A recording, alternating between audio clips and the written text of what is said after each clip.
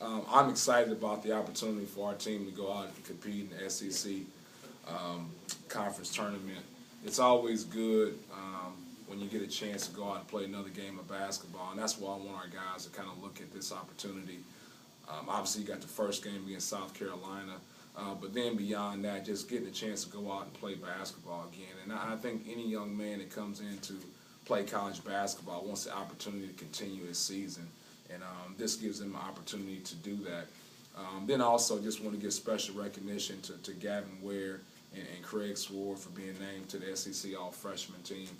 I tell you, I would have been surprised if two of our guys didn't make it. I think Fred Thomas probably can receive serious consideration for that honor as well too. But for two of our guys to make that shows that we have a bright future here at Mississippi State, and those guys can hopefully come from being like SEC all-freshman guys to all SEC guys in their future. So that's it.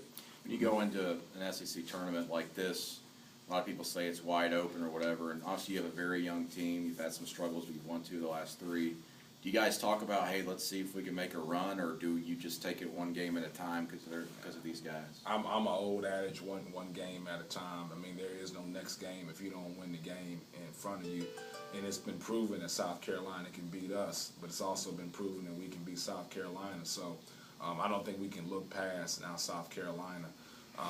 But I just think, like, everybody talks about the SEC tournament being wide open. I mean, I don't really know what that means.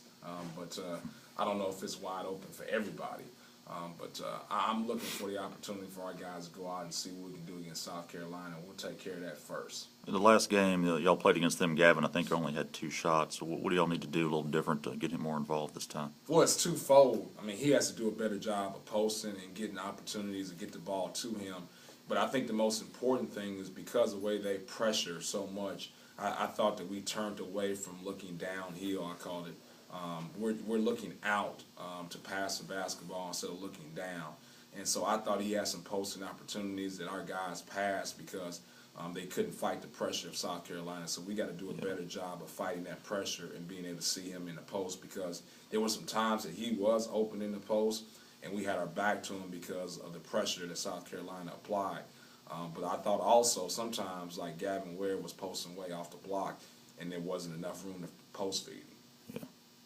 You've seen them twice. Obviously, you have a pretty good feel for South Carolina. What's the main factors for? Well, I think the first thing is containing Bruce Ellington.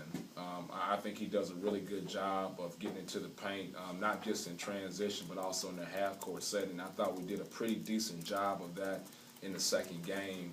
I thought he got a lot of baseline drives, and we got to do a better job of keeping him off the baseline drives. I think the second thing is obviously our defense on Brenton Williams. I think he started to turn the corner as being a scorer for them, and I thought that we were very sound guarding him. Obviously got 38 points. The other thing that we did a terrible job of is we fouled him too much. I think for the most part we've done a really good job of, like, getting to the free throw line a lot more than our opponents. And in this particular game, we set them to the free throw line way too much.